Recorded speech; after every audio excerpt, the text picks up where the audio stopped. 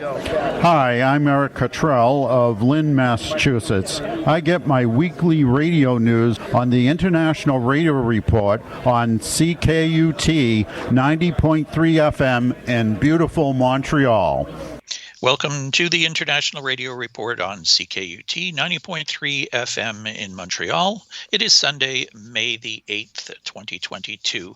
My name's Sheldon. I am here with Gilles. We thank you for tuning in to our weekly 30 minutes of news and information from the world of radio. We have an email address if you'd like to reach us, radioreport@yahoo.com. Our program is live streamed and archived on the CKUT website, ckut.ca.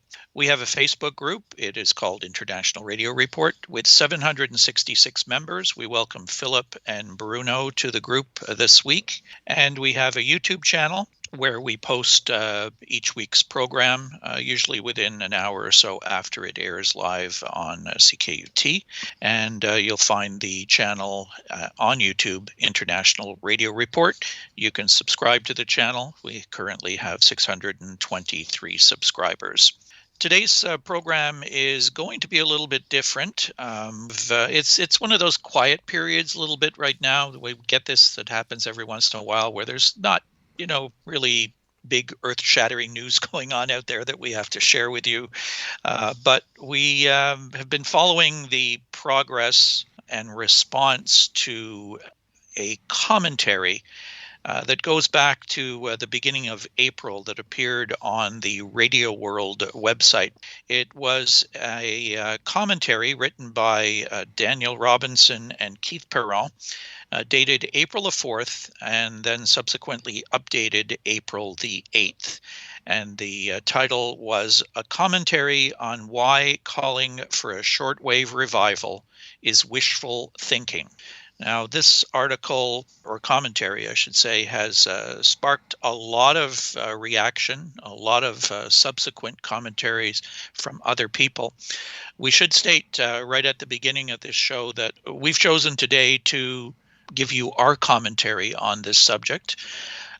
We were approached by one of the two authors, Daniel Robinson, suggesting that he should be sitting in on this show with us. We did respond saying no, that we weren't going to do that at this point in time. He and Keith Perron had the opportunity to express their comments in their article. This will be our chance. All of our listeners, including the two authors of the commentary, will have their chance to respond. We always ask for comments, questions, suggestions, whatever, from our listeners. So after you've heard today's show, if you want to express your comments or if you have any questions, it's up to you. You can reach us. Again, we'll give you our email address, and you can post messages on our Facebook page, on our group as well. So again, radioreport@yahoo.com is our email address. And look for us on Facebook, International Radio Report. And we do welcome comments from anyone listening. I guess we just jump on into it. As we said, this article appeared the beginning of April in the Radio World comments and commentary section. And it immediately sparked a lot of reaction. We've pulled a few quotes from the article. We've posted all of the articles that are available through Radio World. Gilles, you put together a YouTube video on that. Yep, I put the YouTube video on with all the links actually are in the description below the video. And you can also send your comments directly to Radio World as well, because they've been very open and publishing on their site various comments that have been coming in reaction to this. James Careless, who's written a couple articles already about the reaction. So they're continuing to get feedback on this. So, but we thought today that we'd go into a little more detail on it. And I think initially it's really interesting to see that the original commentary was changed, was edited and updated, as they say, on April the 8th. And we noticed a couple things that were missing. One in particular that really seemed to get a lot of people going was a comment made by Keith Perron that there were only 300 to 400 shortwave listeners in North America. Of course, there was nothing to substantiate that figure. There are some other audience numbers and what have you quoted in the article. Again, they're not supported in any way. Those were a few points right away that brought up, some reaction from people reading it. So I guess we'll start looking at a couple things that were said, and these are quotes from the article. They say, "Here lies the problem. Who is listening? Thousands, much less millions of shortwave radios are not somehow hidden away in attics, though some commentators assert that people in Russia, particularly those with Cold War memories, will suddenly begin using shortwave to get around Putin and Xi Jinping's firewalls." Now, so much of this talk about shortwave again and new broadcasts on shortwave came about because of the situation in Ukraine. So a lot of what they're talking about in the commentary deals with whether or not these broadcasts are going to be listened to within Russia, within Ukraine, within neighboring countries, or by anybody. I think one of the things we already said is, first of all, why not? It can't hurt to have them there, so let them be. I don't see why we should have any negative comments about a broadcaster, firing up transmitters and having new frequencies. We say it all the time. It's difficult to have numbers on an audience, but we have numbers, indirect numbers of different things that show up. We were talking about, there's just a few hundred radios or shortwave radios or listeners, that comment that was actually removed. Actually, a lot of their comments are based on no facts that we can actually verify in general, but more like a personal comment on it. This show, one of the things I try to gather a little bit is, okay, well, let's look at numbers indirectly with other means. My YouTube channel, that's over 35,000 subscribers, with a big part of it being U.S. citizens. So that means that there's probably more than a couple of hundred. Also, the fact that we have numbers like, we just looked at the Texan About page. They are mentioning on that page, they have 500 employees and they actually make 5 million radios per year. So definitely radios are out there, and definitely there are people that can listen to shortwave. And even people that have older radios that are still lying around. I mean, WRMI on their webpage, they mentioned that a lot of European countries, people that have radios are capable, a lot of them are capable of shortwave. Doesn't mean they're listening on a daily basis. You can just turn that switch and it's like, oh, let's go check it out. Things are heating up. Maybe something's happening on shortwave. There's a lot of talk in the commentary about people getting their information through other sources. The radio is not the key way to access this information that is being put out in these broadcasts. That can be very true, and all of us, I think, do that. We get information from, whether it's online radio stations, they're streaming, whether it's podcast, what have you, whether it's just general information we get from news outlets on the internet or what have you. That's if you have access to it and things don't get disrupted, if there aren't gatekeepers, if there aren't countries that are blocking websites of particular news sources. BBC has been blocked in many places. It's been blocked for years in China. So putting other alternatives out there, simple ones that people can simply pick up, a portable radio, whether it's an old radio that's been kicking around for years or whether it's a brand new one, that are available out there all over the place now at very affordable prices. Why not, as you said, put those broadcasts out there? There are some people, to defend this article, in one sense, a revival of shortwave. Yes, maybe there are some people out there who are thinking, wow, here's these stations coming back on the air. This is going to fill the shortwave bands again. It's going to be just the way it was in the 70s and 80s. No, that's not happening. No. And if there is anybody thinking that's going to happen, we all know it's not that. No. This is a reaction to a crisis that's going on in the world. A crisis like we haven't seen for a very long time. This is happening in Europe. It's not, some coup in an African nation, some far off part of the world, and everyone is concerned about it. And people in the affected areas, people outside, people within Russia, people all around the world are looking for information. So why not, if you have the tools out there to put some broadcasts on the air, why not do it? And there's a lot of transmitter sites, and I think First of all, what's happening now is an eye-opener for a lot of countries, thinking even if some countries have shut down their own shortwave outlets, the transmitters are maintained, and a lot of countries have kept them, ready to run at any moment.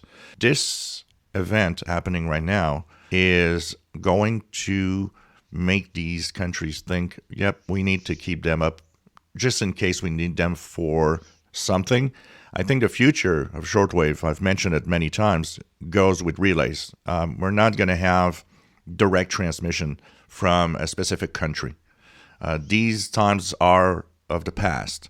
There are still some broadcasters that broadcast from their home country, but what's going to happen in the future is going to be a handful of very well-placed shortwave transmitters, and they're going to relay the bulk of what people have to say in different countries.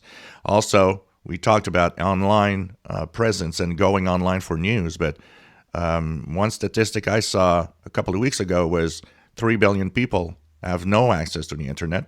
You add a couple more billion if you want people that have very bad access to the internet. There's a lot of people out there that are definitely not online, and radio is important. So there are people listening out there, definitely. Perron and Robinson go on to say in their commentary, today shortwave hobbyists assert that there is a great value in beaming shortwave to Russia, where a Putin crackdown closed independent media and pushed Western reporters out. Shortwave audiences numbers are difficult to measure. Some of those now urging a revival cite figures from 30 years ago. Hobbyists and members of the amateur radio community are piling on governments in Canada, Australia, and Sweden to revive shortwave, but purchasing new transmitter costs millions, and for an audience which is practically non-existent. So they are questioning numbers and statistics that they claim people are stating, but they in turn are stating numbers and statistics that they're not backing up in any way either. So who's right here? Maybe, it's somewhere in the middle. And if it is somewhere in the middle, then that still means there's a lot of people out there with radios and still a lot of people listening. And when those new broadcasts are on with new information, people are going to consume them. I mean, we have to look at it with, the 2022 view of what shortwave and what radio is. Definitely, we're not in an audience number of, 1975. Those were the glory days. There was a lot of stuff on the bands, and there was a lot more people. Definitely, of course.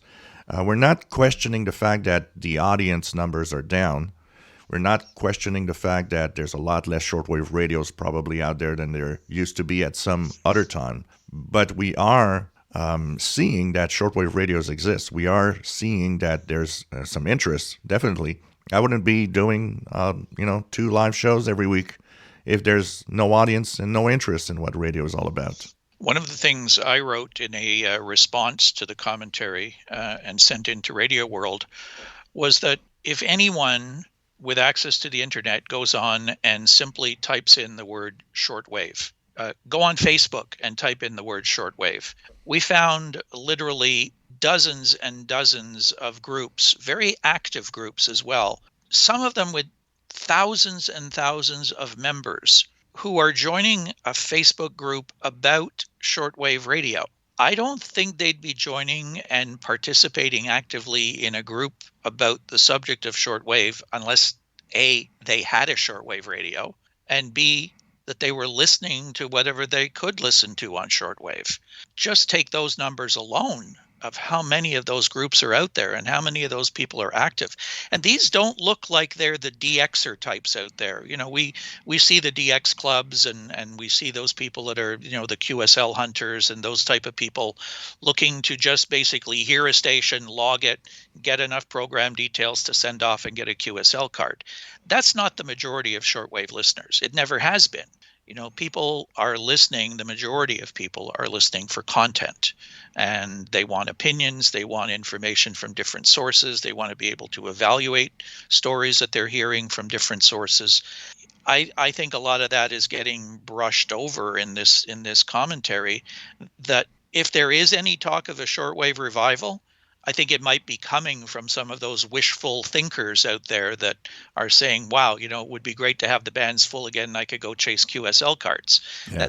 That's not what this is about. I'll quote one other thing from the original commentary, and I thought this was interesting. They say, quote, even in 2007, mobile phones and data plans that were still far out of reach for the average person. By 2018, phones had dropped to less than $50 and data plans ranged from $8 to $15 a month. By 2018, it was nearly impossible to find a shortwave radio. How do you back up that statement? I think of China, for example, that is spending hundreds of millions of dollars, if not in the billions, to jam anything that they don't want that will go across the territory on shortwave. If there would be no audience, there'd be no jamming. They wouldn't spend that money, then spending it something else. And we talked about Voice of America, Radio Free Asia, Radio Free Europe, and all the variants of the millions of dollars, that hundreds of millions of dollars that the U.S. government is spending. It's important to have our voice because it is going to maybe help around the world in giving a different point of view. Well, if they're spending a lot of money, somebody somewhere knows that it's important to do so. Come on, no shortwave radios. Yes, you might not as easily find a shortwave radio at your corner electronics store like it used to, but today with different ways of shopping, including online shopping, there's a lot of ways to get a shortwave radio. One person who sent in a response to the commentary indicated that you can look online and actually see where some of these radios, particularly SDRs, software-defined radios, he noted a bunch of them being purchased by Russians. What are they using these things for? I don't think they're using an SDR to listen to AM and FM radio stations. No. They're listening for something else with these pieces of equipment. They're affordable. I mean, you've mentioned it in some of your reviews. There are some portables out there today that to get an equivalent radio with equivalent performance, 20 years ago, we would have been paying thousands of dollars. We don't need to do that anymore. Some of these very inexpensive portables are very high quality pieces of equipment. Maybe some of them a little bit complicated to use, but as you said, somebody's buying them. Texan would not be sitting with a warehouse full of 5 million radios that they can't do anything with. I mean, they're not going to manufacture them if they can't sell them somewhere. So, I don't know. It doesn't seem to add up.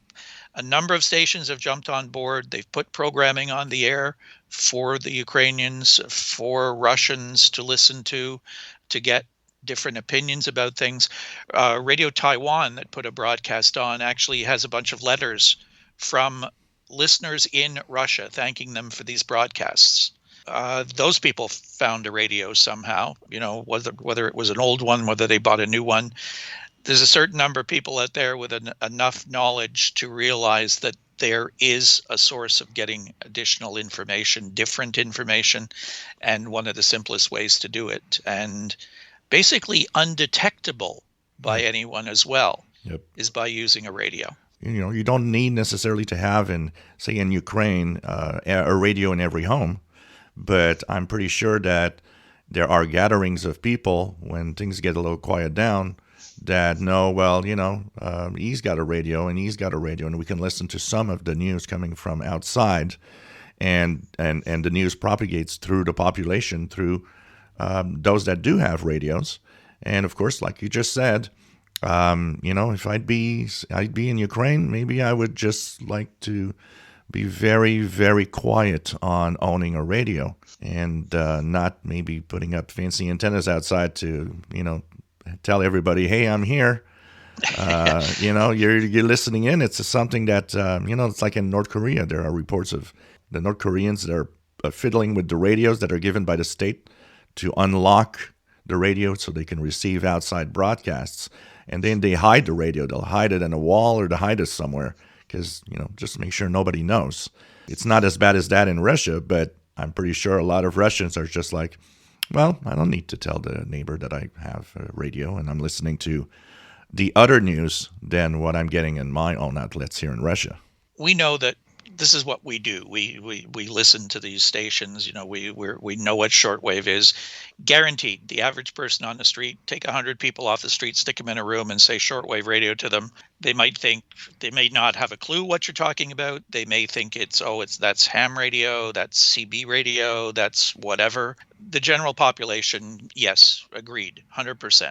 I'm sure in Canada there were probably millions of people that had no idea that we had a shortwave radio station that broadcast to the world. It's just not something that the average person did.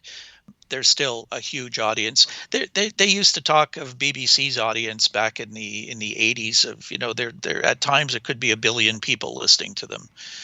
Today, like you said, we see numbers out there. They're hard to gather them, but there are studies being done. I just think there's a lot of information in the original commentary that needs to be backed up. I think it's not what they're saying. It's not a huge group of people out there, pining for a revival. That's not what this whole thing is about. And I don't really understand what sparked them to believe that that's what this was, that it is all about a revival. It's not about a revival, at least in our minds. I think it's just about getting information out to people and getting it out in whatever way you can, the simplest and easiest way, least expensive way, and I think really important, easily accessible and undetectable. I've never, even in my live shows, talked about a revival. I've had that question many times. Oh, is there a shortwave revival with what's happening? No, we have an increase in broadcasts temporarily because of what's happening. I think when things quiet down, those broadcasts are going to go away. We're going to get back to where we were. Definitely we'll have a wake-up call that, let's make sure we're capable of doing this in the future. Your channel in particular, if you were to estimate over the last few years of doing your YouTube shows, how many people have come to you in 2021, 2022, asking you about buying their first shortwave radio? There's a lot of people. And when I look at what people are buying and people purchased because of my reviews, I can definitely say there are hundreds and hundreds of that have been sold just because of me. Just because I said, this is a good radio. Anyways, as we said, we're going to make all of these articles available, the original commentary and all the subsequent documents and comments, and making them all available to you. We encourage you to read through them. Take note of your comments and opinions on what you're reading. And we invite you to get in touch with us, email us, post messages on our Facebook group. But we are planning on something special in response to this show. We know that a lot of people are going to have a lot to say about this. Next Sunday, we are going to be doing a Zoom meeting. Normally, we would be doing our monthly Canadian International DX Club Zoom meeting. We're going to open up that meeting to basically anyone listening to us on our program, on your YouTube channel, in our CIDX Club and Facebook page, other pages that are out there, anyone who knows about this subject and wants to comment on it. So we'll put up a link. We are asking you to pre-register to participate in the Zoom meeting. It will be happening next Sunday. That will be the 15th of May, and it will be starting at noon Eastern Time, which will be 1600 hours UTC. So we'll put all the link information on our Facebook page where you can go and register for the event. We are asking you to register in advance so that we know how many people we're going to be dealing with, so that we can prepare our Zoom account to handle the number of people. So we do appreciate you coming in with your comments, and we look forward to that. You can write to us, though, and post, as I said, on our Facebook group in the meantime. Doesn't matter who you are or where you are. If you've got the tool to reach us, we'd love to hear from you. And before we leave with ham radio contests, quick rundown of what's happening with the sun. There's a lot of activity, once again, with sunspots flaring, having M flares, C flares. There was even a couple of X flares. A lot of people have been commenting about the fact that they are listening to shortwave and suddenly it fades out. in the last couple of days, and that is normal. We got solar flares, so if you're on the daylight side of the Earth, well, if a flare actually happens, well, a couple of minutes later, we might have a shortwave blackout that can last anywhere from a few minutes to an hour. The solar flux, the sunspot number is 85, solar flux is around 120. And of course, the best way to know what's happening is to turn on that radio and listen. I'm Brian Penny of Brewster, Massachusetts. You're tuned to the International Radio Report. 30 minutes of news about radio on CKUT 90.3 FM in Montreal. And finally, we have ham radio contests. We think we do. There's an interesting development with one of the contests. We only have 2 listed for the coming weekend. But the first one is interesting. It is called the CQ-M International DX Contest. It's listed as 1200 Zulu May 14th to 11:59 Zulu May the 15th. This is a Russian amateur radio-based contest. So I went to the website to get the details, and first off, everything was in Russian. So I ran the opening page, seemed to have some sort of special announcement on it. So I put it through the translator, and so this is a bit of a rough translation, but it's headlined, "Appeal to Ham Radio Operators of the World. Dear Radio Amateurs, in the conditions of today's realities, as well as in connection with the change in the composition of the organizing committee, there is a need to renovate this competition. In this regard, we made a decision to reorganize. It is especially important for us, starting from this year, to bring the CQ-M contest to a new level, to set a high bar in terms of organization and judging, and also to attract the maximum possible number of participants from Russia and other countries.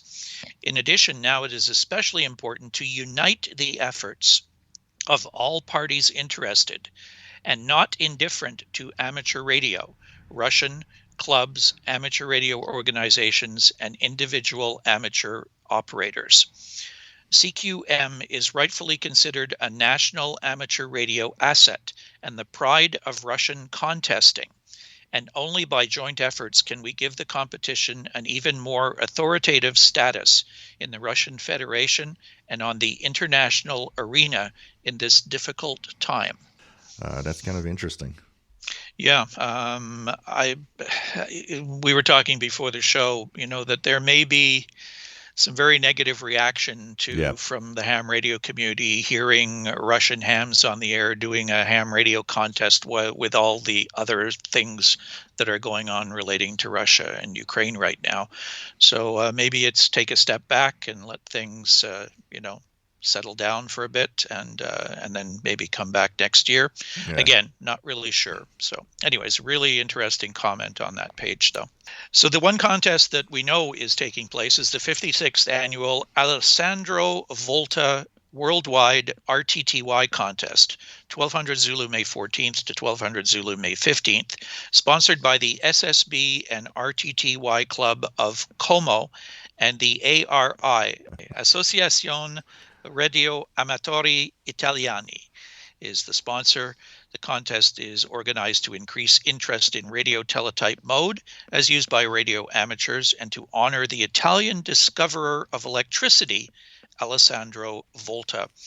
The bands will be 3.5 through 28 megahertz and the mode radio teletype. And we are already out of time. Thank you all for tuning in for this somewhat special edition of the International Radio Report. We'll get back to things business as usual, I guess, next week, depending on what's going on out there in the world of radio. If you see anything interesting or hear anything interesting, please consider sharing that with us, either through email, radioreport@yahoo.com, or in our Facebook group, International Radio Report. We'd love to hear your comments on our commentary today. Thanks for tuning in. Catch us next week for the next edition of our show, the International Radio Report on CKUT 90.3 FM in Montreal. Bye-bye.